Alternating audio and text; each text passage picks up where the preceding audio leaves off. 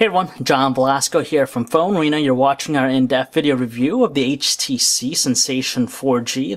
This being T-Mobile's version. It's going to go on sale here in the US starting June 15th for the usual two-year contract price of $200. It features such things such as a 1.2 GHz dual-core processor, 1080p video recording, the latest version of the Sense UI, a 4.3-inch QHD display, and many more. So we'll check it out and see how it stands. Of course, one of the other highlights about the HTC Sensation 4G is its massive 4.3-inch QHD Super LCD touchscreen. It produces some nice-looking visuals just because it's a high-resolution panel, so it's easy to read text, a lot of crisp-looking details, and great pixel density. But even more, we love its color production. It's quite lush and deep, very easy in the eyes. It jumps right at you, and it sports some really good viewing angles, so you're not going to have too much of a problem using it in outdoor conditions. Below the touchscreen, you have the usual set of Android buttons. They are kind of placed close towards the edges, and sometimes we still accidentally press them.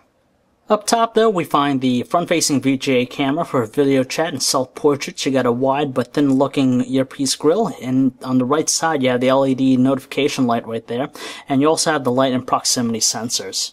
On the left side of the phone, you have the micro USB port. You have also the thin-looking volume rocker, which has a chrome accent. It's kind of stiff with its response, though.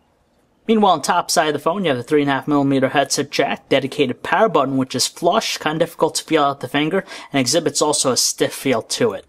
And finally, in the back, you have the 8-megapixel autofocus camera with a dual LED flash. You have the noise cancellation microphones, and you also have the notch here, which is for the speakerphone grill. Removing the back cover, though, you got to press the button here at the bottom edge, and once you do that, it comes apart.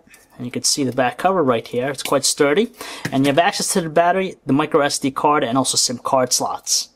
Yet another big thing about the Sensation 4G is the fact that it's packing a dual-core 1.2 GHz Qualcomm Snapdragon processor with 768 megabytes of RAM, and in all honesty, it provides a pretty good platform experience. It's very heavy with all these nice-looking 3D visual effects. We have a live wallpaper activated right now, and you can tell just navigating is pretty quick.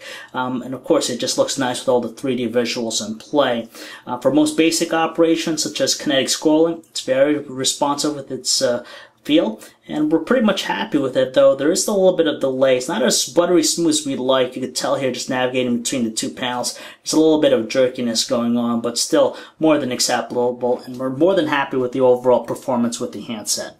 Running on top of Android 2.3 Gingerbread, you have HTC's wonderful looking Sense user interface running on top. It's version 3.0, the most up-to-date one. It's not anything revolutionary, but it does make some good improvements. You have this nice looking 3D effects as you're moving between the seven different home panels.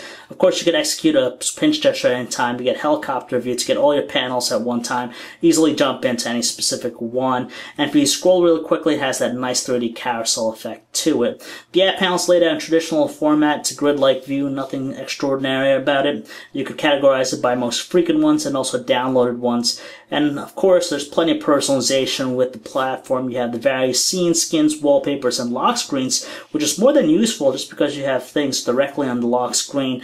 For example, you have things like the clock, you have the stocks one, the weather, French Dream, wallpaper in your photo album. So if you turn off the handset, turn it on, it'll display the weather one that we have activated, which is pretty nice. You can unlock the handset like you normally would, or if you want to run a specific app, there are four different ones here. You quickly just drag it into the ring and automatically will launch the application.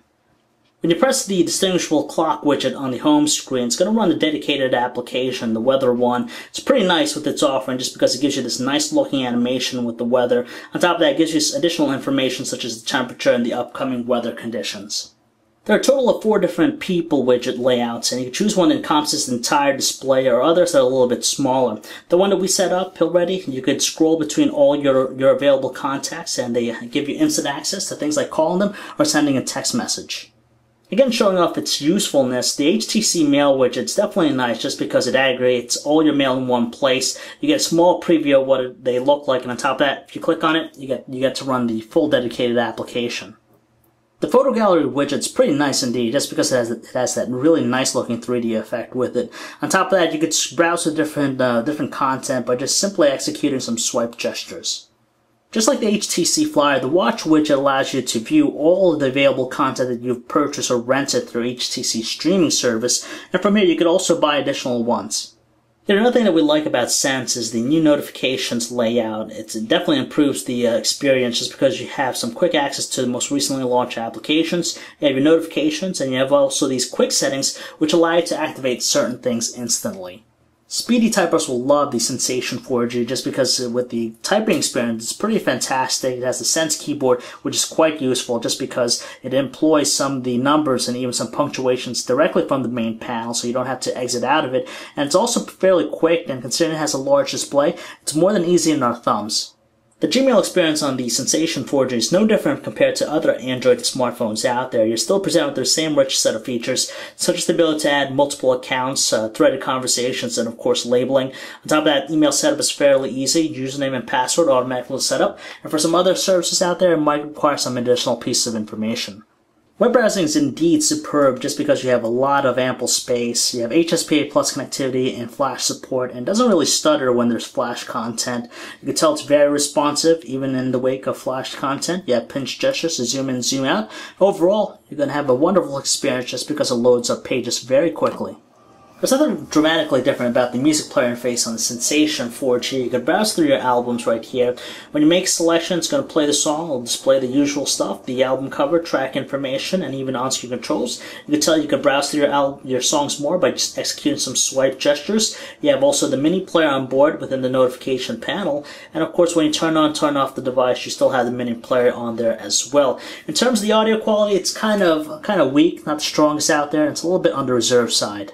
With its wickedly fast processor, large display, and super LCD panel, the video watching experience is quite great just because it doesn't slow down or lag. Plenty of details with it. The video we have here is encoded in DivX 1280 by 720 resolution. A lot of good details, nice colors, and it's playing pretty smoothly. The camera interface remains mostly unchanged. On the left side, you have your digital zoom options here. You have access to the gallery, and you have some other icons on the right side, including the shutter key. There's a good set amount of different effects you could apply to it. Nice thing we like about it has touch focus, so you could quickly focus on a specific area. Although it features an 8-megapixel autofocus camera, image quality is still not quite impressive versus some of the other handsets out there. In outdoor conditions, it produces some muddy-looking visuals, kind of slim with details. Color production, though, looks on the natural side. It does a good job of taking macro shots indoors in low lighting.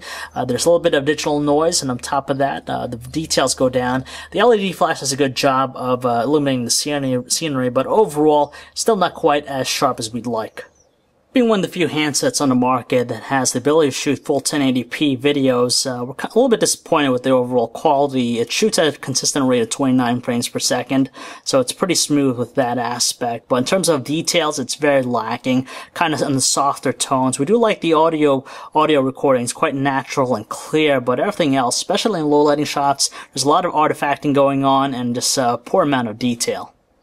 Calling quality is pretty decent with the handset. The earpiece produces some good amount of tones, and it's pretty clear and natural sounding on our end of the line.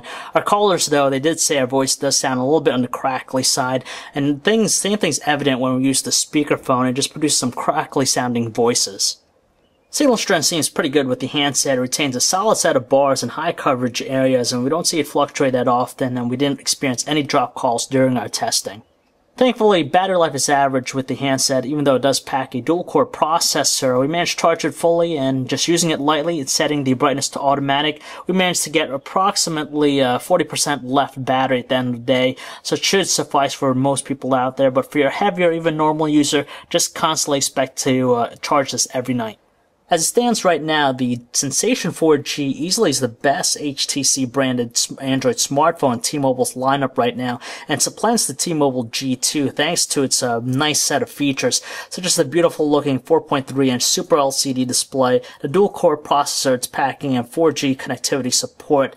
Although the T-Mobile G2x is also a great solution, it's very hard to say which one you'd rather go with. On one hand, you have the wonderful Sense user interface, which is more than usable, so it just depends on what you'll like, and for $200 on contract, it's more than fitting for a high-end smartphone. So if you'd like to learn more about the HTC Sensation 4G or for all latest cell phone reviews, you can check out our website, PhoneArena.com. Thanks, guys.